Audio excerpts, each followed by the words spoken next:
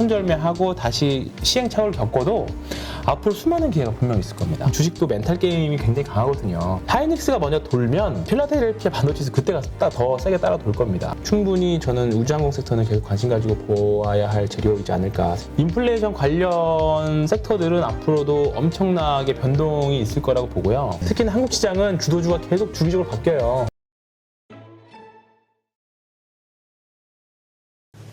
요즘 우리 반도체에 대해서 상당히 안 좋은 뉴스들이 많이 그렇죠. 나왔어요. 네, 그리고 주가도 거기에 맞춰서 부응을 했고 지금 삼성전자하고 현대차 같은 경우 반도체 뭐 DB 하이텍까지 포함해서 어떻게 좀 봐야 될까요? 한번 좀 봐주시죠. 지금 반도체 소부장을 볼까요? 아니, 뭐 하이닉스부터 볼까요? 저는 하이닉스 이제 이번 주에 뭐 이제 어떤 슈퍼개미 한 분이 이제 삭발 공약까지 하면서 하이닉스 지금 투자할 때다라는 이제 이번 주 한 주 이제 회자가 됐었던 일이 있었는데, 그래요? 네, 그렇습니다. 누가 사라고 그래? 누가 삭발 공약을 했는데? 그 이제 선진장님이라고, 네, 그분이 이제 1년 뒤에 지금 주가보다 낮으면 삭발하겠다라고 했는데, 뭐 PBR, BPS 이런 거 봐도 지금 주가랑 비슷한 수준이니까, 예, 결국은 반도체는 결국 사이클 산업이거든요. 그렇죠. 그러니까 반도체가 결국은 뭐 반도체가 성장 업종이라기보다 저는 경기 민감주인 것 같아요. 반도체도. 왜냐하면 경기가 좋아야 사람들이 반도체 수요도 늘고 IT 기기도 사고 그러니까 그런 관점에서 보면 진짜 장기 투자하기에는 정말 최악인 국면이 지금인 거죠. 오히려 슈퍼사이클 이런 얘기가 나올 때가 진짜 조심을 해야 될 때고 정말로 업황 최악이고 나쁘다 할 때, 네, 뭐 지금 오더컷 나오고 할 때, 저 클라우드 쪽이 이상하다, 서버 단이 좀 안 좋다, 이런 얘기 나오잖아요. 나오고. 그러니까 그런 부분들이 먼저 반영해서 빠지고 있는 거니까 결국은 필라델피아 반도체 지수를 보고 투자할 게 아니라 하이닉스가 먼저 돌면 필라델피아 반도체에서 그때가 더 세게 따라 돌 겁니다. 그러니까 결국은 디램 쪽 반도체에는 이제 하이닉스를 짚어서 보면 투자하시되 엉덩이 싸움 하기에는 정말로 지금은 결국 바닥을 못 맞추면 면적 대응을 하려면 분할 매수가 필수니까 그렇죠. 그런 관점에서 본다면 하이닉스 같은 경우에도 지금은 좋은 자리인 것 같아요. 저는 개인적으로는 하이닉스는 매매를 잘 안 하긴 합니다만 이 정도 가격이면 뭐 여기서 더 떨어져봤자 얼마나 더 떨어지겠어요. 그렇지. 대신에 이제 엉덩이 싸움은 각오하고 가는 거죠. 네, 오래 걸릴 수 있다. 네, 알겠습니다. 네, 근데 이제 뭐 예를 들어서 오늘 많이 반등 난 것 중에 월덱스나 그 다음에 이런 부분 이제 부품주들 다 이런 부분들은 리바운딩이 일정 부분 다 나올 거예요. 이제 그 이후에 뭐 PSK가 오늘 좀 많이 올랐던 것 같은데, PSK도 오늘 10% 올랐고, 그다음에 DB 하이텍 또 DB 하이텍은 조금 얼마 안 올랐네요. DB 하이텍 그다음에 뭐 반도체 소부장 중에 뭐 원익 시리즈 한번 봐볼까요? 원익 IPS 얘도 4%. 뭐 이런 종목들은 진짜 이제 기술적으로도 과대낙폭이고 뭐 업황도 지금 일단은 안 좋은 거에 대한 이런 부분들이 다 반영돼 있는 거라 장투를 하시기에는 그리고 단기 매물들이 너무나도 많은 단기 매물들이 이제 좀 반대 매매로 나갔을 확률이 높기 때문에 다만 이제 이런 대부분의 종목 다 이런 차트잖아요. 그러면 오락내리락 하면서 길게 쭉 늘어가면서 이제 물량 소화를 할 겁니다. 대신에 물량 소화할 거 없이 업황이 생각보다 빨리 도네 하면 그냥 거래량 터트리면서 확 오를 확률이 높아요. 그러면 거기서부터는 이제 본격적으로 매매를 해야 되는 거죠. 그래서 반도체 소부장은 일단은 전 다음 턴을 기다립니다. 지금 이미 놓쳤고. 네, 일단 놓쳤고 또는 물려 있는 거는 올라오면 조금 비중을 줄이려고 해요. 네, 올리면 줄이고 다음 주도주들에 집중을 하려고 하는 거죠. 나올 주도주 현금을 좀 가지고. 근데 그러니까 지금 당장 하겠다는 건 아니고 리바운딩 나오면 거기서 하겠다는 거죠. 알겠습니다. 네. 하여튼 지금 뭐 들고 있으신 분들 입장에서는 뭐 답답할 거예요. 네. 지금 이제 현금을 100% 들고 계신 분도 고민이 많으실 거고. 그렇죠. 왜냐면 사기가 그죠. 또 오늘같이 이렇게 오르는 장에 또 따라 붙기는 좀 힘들죠. 안 당연히 되고. 힘들죠. 그리고 주식을 100% 갖고 있는 분들도 이걸 갖고 가야 되나, 한번 좀 잘라야 되나, 그것도 고민하실 거고, 30%, 40% 물려 있는 분들은 그분들도 이거를 들고 다른 걸로 바꿔야 되나, 팔고 올라가면 어떡하지에 대한 고민들, 주도주를 바꿔야 되나 고민들, 뭐 그런 것들 많이 하실 건데, 그래서 소액으로라도 하면, 만약에 내가 이거 예를 들어서 삼성전자를 한 100주 갖고 있어. 전 재산이야.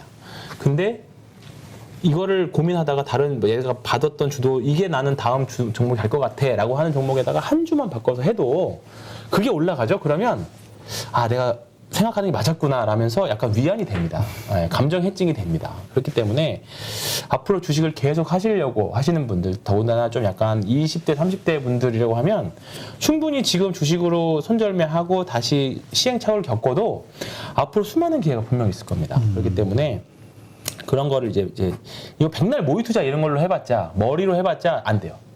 실전 매매를 통해서 뼈에 새겨야 됩니다. 그렇죠. 특히 이번 하락이 아마 다들 뼈에 새겨져 있을 거기 때문에 충분히 이번 하락장은 분명히 피가 되고 살이 되는 계좌는 아프지만, 네, 저도 아프고 손님도 아프고 아프지만 이제 10보 전진을 위한 한 2, 3보 후퇴 정도로 생각하는 한 주가 한 주가 되었으면 합니다. 저도 그렇게 생각하고 있고. 아니 그 10보 전진을 위한 1보 후퇴? 네, 아니 1보 후퇴는 아닌 것 같고요. 3보 후퇴 3, 4보 후퇴는 한 것 같죠.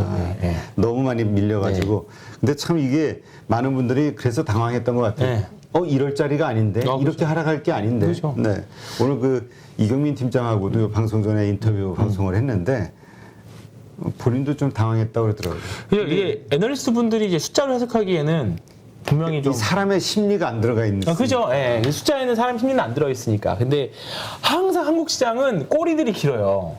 이제 상승할 때도 윗꼬리가 길고 하락꼬리를 할 때도 아랫꼬리가 길어요. 그러니까 이 부분은 우리가 예상할 수가 없는 윗꼬리와 아랫꼬리. 그러니까 무릎 이하하고 머리 위는 우리가 어깨 이상은 우리가 예상하기 어려운 거죠. 우리가 그런 거죠. 사실 무릎 이하에 더 깊은 이게 발이 땅 속에 박힐 수도 있는 거고 머리가 이제 뭐 코네드처럼 머리가 엄청 길 수도 있는 거니까. 그렇죠. 그런 부분들. 네. 그러니까 지금 이 상황에서는 우리가 뭔가 방향성을 예측을 하고 거기에 딱 올인하는 어떤 투자를 하기가 네, 그렇습니다. 참 어려운 상황이에요. 어렵죠. 어렵고 그래서 대부분의 투자자들이 지금은 다 트레이딩 할 생각.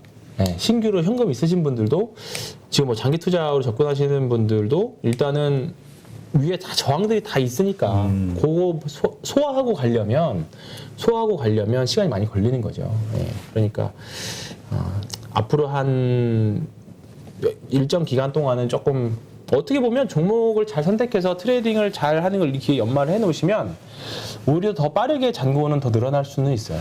네, 그런 부분들에 대한 고민들을 아마 하셔야 될 겁니다. 네. 이번에 그 우주항공주와 관련해서 네. 아까 우리 섹터 잠깐 좀 봤나요? 네.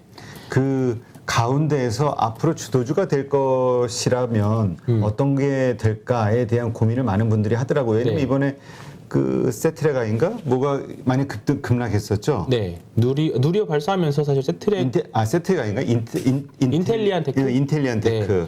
인텔리안 테크는 오늘 다행히 좀 많이 올라왔어요. 근데 갈 길은 그럼에도 불구하고 많이 빠진 거잖아요. 네, 워낙 많이 급락을 빠졌죠. 했었으니까. 네.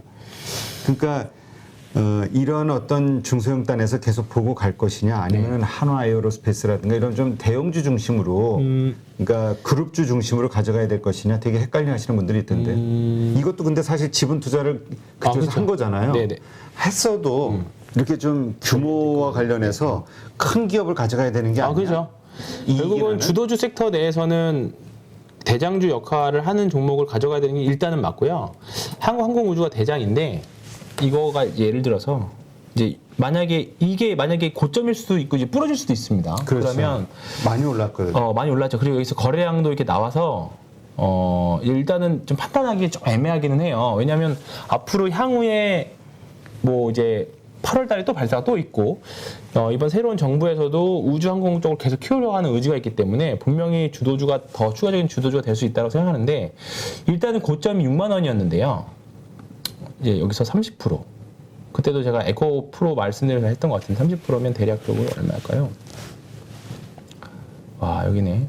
대략 30%면 42,000원 정도네요. 그냥 6만 원 곱하기 36, 18,000원 빠지는 거니까 42,000원 정도네요. 42,000원을 만약에 훼손을 하면, 근데 그러면 고점에서 이미 많이 빠져 있는 상태라서 좀 타격이 크긴 하겠지만, 42,000원을 훼손을 하면 주도 섹터가 꺾였다라고 일단은 통계적으로 말씀드릴 수 있는데, 저는 아닐 것 같아요. 일단은 가능성은 아직은 좀 낮을 것 같아요. 네, 아직은 살아있을 것 같고, 뭐 LIG 넥스원이나 인텔리안테크 같은 경우 이번에 코스닥 150 들어가면서 공매도 때문에 세게 좀 과한 거거든요. 그래서 저는 추가 상승의 여지는 충분히 있을 거라고 보고요. 오늘 좀 다음 주에 단기 매매로 해볼 만한 게 뭐 세트레가이나 캔코아나 뭐 이런 것도 충분히 가능할 거라고 봐요. 그래서 이제 좀 올라가고 있는, 그리고 상승이 이제 겨우 한 반년 했어요. 반년. 통상 주도주의 경험 보면 한 1년에서 2년, 1년 반 정도가 평균이거든요. 근데 이제 반년 올랐기 때문에 너무 이제 단기적으로 악재가 지금 터진 것도 아니죠, 솔직히. 재료 소멸이 악재라면 악재인데, 그거라고 보기에는 사실 너무 이제 큰 재료들이 나와서 해소기 때문에 충분히 저는 우주항공 섹터는 계속 관심 가지고 보아야 할 재료이지 않을까 생각하죠. 네, 그렇습니다. 지금 건설주 쪽도 오늘 상당히 좋았어요. 네, 흐름이. 맞습니다. 네. 근데 이 건설주와 관련해서는 사실 그동안 기대감은 컸으나 되게 실망시킨 네. 섹터잖아요. 네. 이것도 좀 많이 빠졌죠, 그동안. 이거는 제가 한번 그때 무성증자 얘기하면서 말씀드렸던 DLENC인데요. 이거 저는 너무 좋은 매수 기회라고 생각합니다.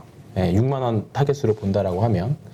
그래서 뭐 이제 시장하고 쓸려서 많이 내려왔는데, 이것도 이제 무상증자 한 단가에서 30% 정도 빠졌을 겁니다. 보면 36%까지 빠졌었네요. 네, 오늘까지 하면 이제 33, 4%인데, 이 정도면 그냥 사서 저라면 기다릴 수 있을 것 같아요. 지금부터 목표 수익률이 한 50%는 나오니까 6만 원까지라고 하면 충분히 이격을 줄이는 과정이라던가 여러 가지 상황을 봤을 때 중장기 투자하기에는 너무 좋은 종목이 돼버린 것 같아요. DLENC 같은 경우에는. 그래서 건설주들 뭐 DLENC도 그렇고 GS건설도 그렇고 이제 분양가 상한제를 좀 검토를 한다고 하니까 그런 부분들, 이제 규제 완화되고 있는 부분들이 좀 나오면 건설주도 언제 모르게 주도주까지는 몰라도 좀 약간 가격 복원력은 다른 대형주 섹터 대비하면 좀 세지 않을까 이렇게 생각하고 있고, 좀 유가가 떨어지면 오늘 롯데케미칼 이런 것도 상대적으로 약했거든요. 롯데 지주도 지정된 것 같은데. 어떤 거요? 롯데 지주. 롯데 지주는 롯데 관련주들이 좀 좋은 네. 흐름이지 않았나요? 롯데 지주는 제가 좀 솔직히 잘 모르겠고요. 롯데케미칼 같은 것도 보면 오늘 상대적으로 좀 약한 모습이었어요. 그러니까 이런 것들이 먼저 미리 선제적으로 빠져서 오늘 이제 좀 덜 빠졌었고 최근에, 그나마 오늘 반등이 좀 약했는데, 이 롯데케미칼 이런 것도 유가 빠지면 유가 하락으로 좀 돌아서면 충분히 지금은 유가 관련 주식들 S오일이나 SK이노베이션이 올해 1분기, 2분기까지 좋았다라고 하면 유가 하락에 대한, 오히려 지금 S오일은 2분기 실적 서프라이즈 나올 거라고 하는데 유가가 반전하니까 이제 주가는 먼저 빠지고 있거든요. 이런 부분들이 여기서 밸런싱을 잘 해줘, 역으로. 예, 유가가 그러니까 S오일 매도해서 화학주로 가는. 이런 현상을 보면은 이제까지 그 인플레이션 뭐 원자재 가격 이런 것들로 인해서 급등했던 주식들, 그죠. 요것들이 저런 모습 보이지 않을까? 그렇죠. 걱정이 충분히 가능하죠. 되기는 해요. 지금 상품 선물들은 이미 급락을 좀 하고 있으니까 당장 다음 달에 미국 대통령이 뭐 사우디 가고, 그다음에 또 이제 러시아에서도 이제 곡물 관련해서 또 이제 코멘트도 있고 하다 보니까 인플레이션 관련 섹터들은 앞으로도 엄청나게 변동이 있을 거라고 보고요. 그리고 결국은 지금 인플레가 이번 발작의 원인이었잖아요. 그러면 인플레가 일정 부분 잡히면 시장은 일정 부분 또 반등할 수도 있을 거라고 보는 거죠. 그러면 인플레가 잡히면, 유가가 떨어지고 인플레가 잡히면 자연스럽게 인플레 때문에 지금 금리를 빠르게 올리는데, 인플레 그러면 금리 7월달 뭐 너무 섣부른 지금 얘기긴 합니다만, 만약 유가가 급락을 해버리면 향후 CPI 발표나 물가에 대한 지표 기대치가 낮아지면서 향후 이제 7월 달은 몰라도 9월 달 FOMC에서는 50bp가 아니라 뭐 25bp 할 수도 있는 거고, 이제 전도표도 이렇게 엄청 이렇게 위아래로 상하로 엄청 변동성이 이렇게 찍혀 있으니까 그런 부분들입니다. 그래서 이건 섣불리 누구나 예상을 할 수 있는 건 아니지만 그에 맞춰서 시장을 계속 예민하게 보면서 대응을 해줘야 될 것 같죠. 네, 그렇습니다. 하여튼 근데 대응한다는 게 이번에 우리 경험해봤지만 아니, 거의 불가능하잖아요. 불가능합니다. 예. 왜냐하면 대응이라는 거는 내가 예상했던 상황이 벌어져야지 대응을 하는 건데, 그렇죠. 전혀 예상하지 그렇죠. 못했던 상황들이 그냥 부지불식간에 덮쳐버리니까. 특히나 근데 다행히 이번에는 한국 시장 특유의 이벤트였다고 봐요. 네. 이거 끝난 걸까요? 과연? 저는 일단 단기적으로 일단락된 것 같기는 해요. 네. 추가적인 뭐 어제나 이번 주 월요일 같은, 두 번 나왔잖아요.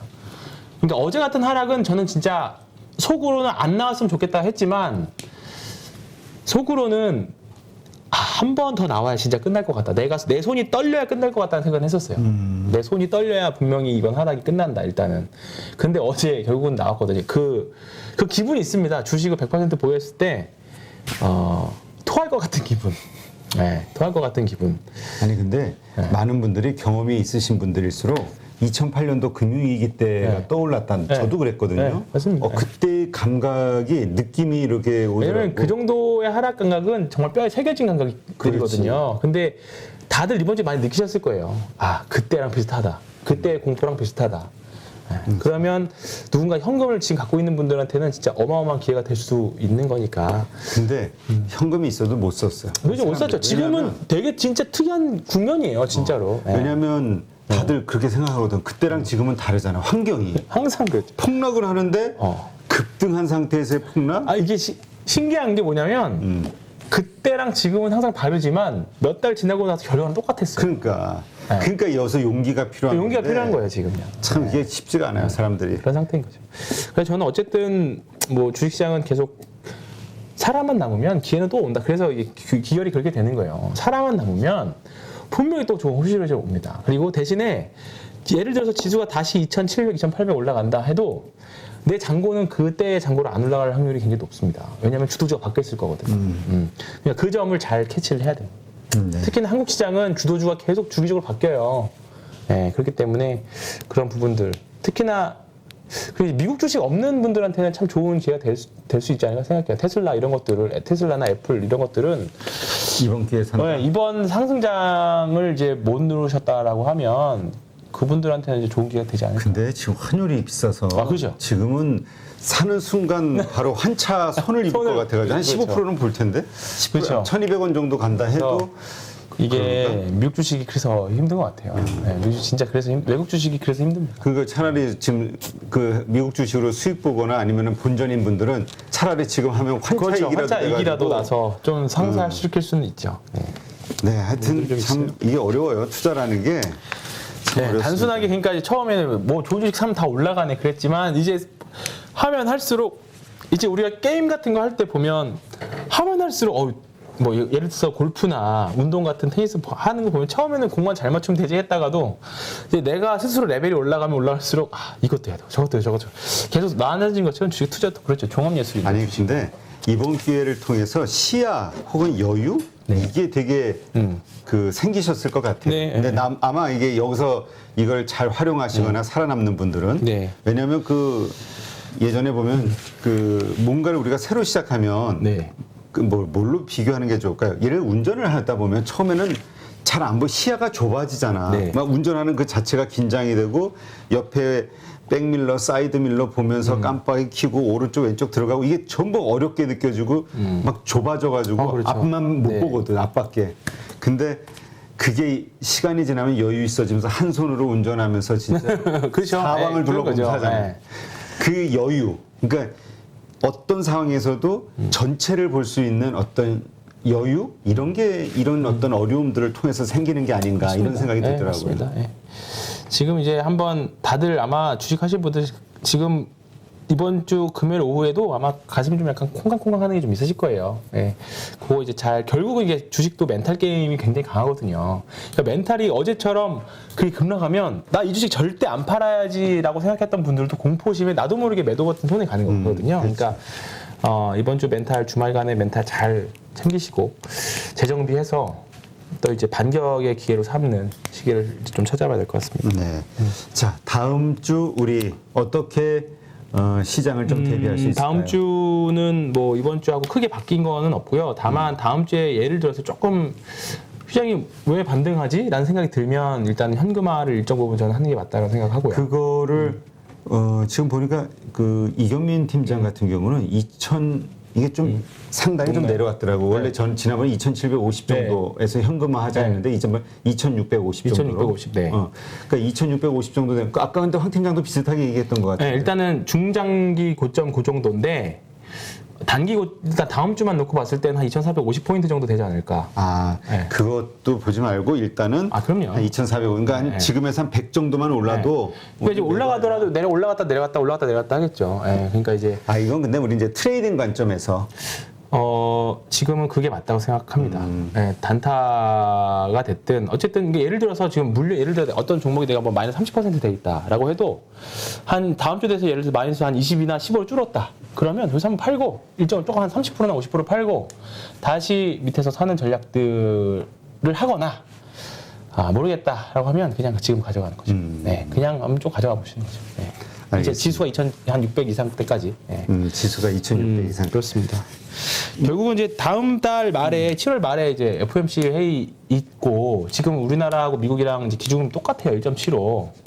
이 부분에 대한 우려는 아마 계속 나올 겁니다. 그러니까 이제 미국이 이제 또 자이언트 스텝해서 하면 1.75에서 2.5 되자는 거잖아요. 2.5 되고 우리나라가 50bp 올리면 2.2니까 7월 말 되면 이제 역전이 될 수 있죠, 금리가. 그러면 당연히 계속 시장에서 우려하고 있는 게 금리 역전 때문에 이제 자금 유출에 대한 우려인데 이 부분들은 아마 7월달 내내 고려해야 할 변수가 될 겁니다. 예, 고려할 변수 될 거니까. 근데 이제 다만 인플레가 잡히면 조금 얘기는 달라질 수는 있겠죠. 네, 그러니까 이제 이런 부분들이 7월 달에 녹록지 않은 장이에요. 그래서 그냥 지금 이런 것만 단순하게 금리 역전 이런 현상만 놓고 봐도 시원하게 지수가 2,600, 2,700까지 뻗어나가기에는 변수가 너무 많은 거죠. 헤쳐나갈 변수가 너무 해결해야 하고 확인해야 될 변수가 너무 많습니다. 그리고 이제 본격적으로 이제 2분기 실적 발표 시즌이나 이제 어닝 시즌 이제 들어가는 거니까 그러면 이제 다음 주 정도 되면 이제 7월 달 이제 다음 주에 이제 2분기가 끝나니까 2분기 예상 실적 가이드가 나올 거예요. 근데 보니까 조금 상향은 됐긴 했는데 뭐 눈에 두드러지게 상향되진 않았거든요. 근데 어차피 지금 주가는 3분기, 4분기 실적도 부러질 것 같다. 수출이 이렇게 나쁜데 당연히 좋아질 수가 없잖아요. 그렇죠. 네, 그러니까 그런 부분들까지 반영한 주가는 맞는 것 같아요. 대신에 이제 반영했으니까 그러면 내년 실적이나 이런 부분들 좀 먼 미래긴 합니다만 리바운딩에 대한 기대가 나오려면 시간이 좀 필요한 거죠. 네, 그래서 아마 다음 주도 이번 주처럼 힘들진 않을 거라고 생각합니다. 그렇게 믿고 싶고. 네.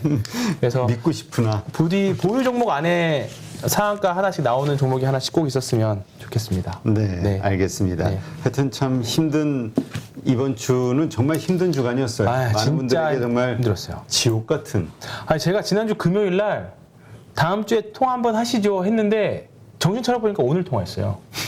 와, 일주일이 진짜 너무 금방 지나가고 저도 정신이 너무 없어서 뭔가 그냥 시장을 보고 있어도 그냥 괜히 분주하고 하는 건 없어도 괜히 분주하고 정신없고 전화 그러니까 아니 솔직히 말해서 뭐 할 게 없었잖아요. 할건 그래서 다들 없었지만. 넉놓고 네. 뭐지 이거? 네. 이랬지 설마 그 가운데서 네. 손절하거나 팔는 분들이 거의 없었단 말이에요. 네, 그죠. 너무 그럼에도 불구하고 마음의 여유가 없었던 거예요. 그렇죠. 지금 일단 이번 주 마음의 여유가 없었는데 이제 그걸 찾는 주말이 되었으면 합니다. 네. 이번 주 주말 네. 네, 다시 테니스나 하면서 네.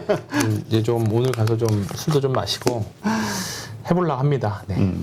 알겠습니다. 자, 오늘 수고 많으신 팀장님. 네, 다음 주 수요일 네, 수요일 날. 수요일 오전에 뵙도록 하죠. 네. 오늘 고생 웃는 모습을 뵀으면 좋겠어요. 웃는 모습을 뵀으면 좋겠네요. 그러게 월화수 월화. 월화라도 일단 네. 이틀만이라도 올라줬으면 네, 그렇죠. 알겠습니다. 오늘 고생하셨고요. 네. 다음 주 수요일 뵙도록 하죠. 네, 고맙습니다. 누구나 1시간 안에 200개 종목에서 좋은 종목을 고를 수 있는 그런 능력을 배양할 수 있도록 제가 도와드리려고 그렇게 하고 있습니다.